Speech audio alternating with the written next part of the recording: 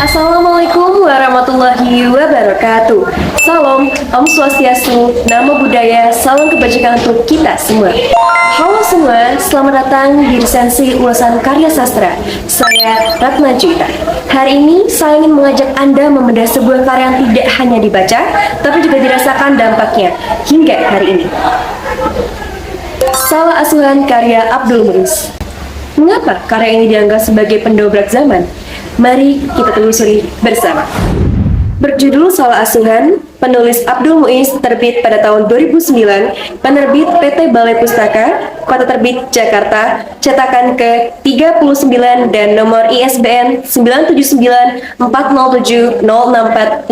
Ukuran novel 20 x 5 x 13 x 8 cm, jumlah halaman 7 ditambah 273 halaman. Salah Asuh merupakan karya sastra Indonesia kontemporer yang menggambarkan Hindia Belanda pada zamannya. Novel ciptaan sastrawan asal Minang ini, yaitu Abdul Muiz, mengangkat tema perbedaan yang amat kental mengenai adat, budaya, dan nilai-nilai Timur dan Barat. Kisah cinta tragis serta kritik atas budaya dan konflik yang bisa terjadi jika dua budaya dibenturkan ini berhasil mendapatkan hadiah tahunan pemerintah pada tahun 1969. Usul pada tahun 1972, karya sastra ini pula diangkat oleh Asrul Sani ke layar lebar, didebut pemain handal Dilky Zulkarnain sebagai pemeran tokoh utama Hanafi, sosok pemuda Minang yang kaget dengan budaya dan pendidikan Eropa, hingga melupakan budaya adat istiadat di tanah airnya. Melalui karya ini pula, Abdul Muiz mengajak pembaca untuk dapat merasakan makna kehidupan, benturan budaya, yaitu nilai-nilai tradisi dan modern, nilai-nilai timur dan barat ketika kebudayaan barat kian nyata mendominasi kebudayaan bumi putra.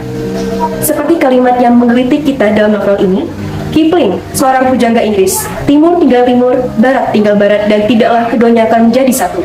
Muiz 2009 pada halaman 23. Novel ini mengangkat tema isu sosial yang dimana menghadirkan benturan antara budaya Indonesia, khususnya Minang, dengan budaya Barat. Diceritakan kehidupan Hanafi sebagai seorang bumi putra yang tumbuh besar bersama orang-orang bangsa Eropa yang mencintai teman akrab dari kecilnya, gadis golongan bangsa Eropa yaitu Corrie de Bussert. Ayah Corrie memberikan pelajaran hidup kepada anaknya untuk tidak mengulang hal yang sama seperti dirinya dengan istrinya, yaitu menentang pergaulan hidup yang menyebabkan tersisihkannya ia dan istrinya dari bangsa Barat maupun bangsa Timur, terusus pada istrinya yang seorang bumi putra. Pada awalnya, hal itu berhasil membuka pikiran Corrie untuk tidak terjerumus. Begitupun ibu Hanafi yang dengan penuh kesabaran membimbing dan menuturkan kepada anaknya akan makna kehidupan. Utang piutang, adat istiadat yang telah mengalir di darah Hanafi yang sudah semestinya ia bayar.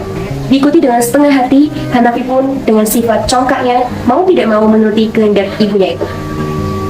Tapi hal itu tidak berlangsung lama.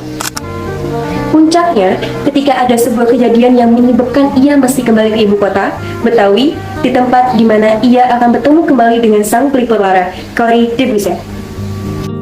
Konflik, kegelisahan, dan kekecewaan digambarkan dengan terperinci, sehingga pembaca bisa mengerti alasan dibalik tindakan para tokohnya.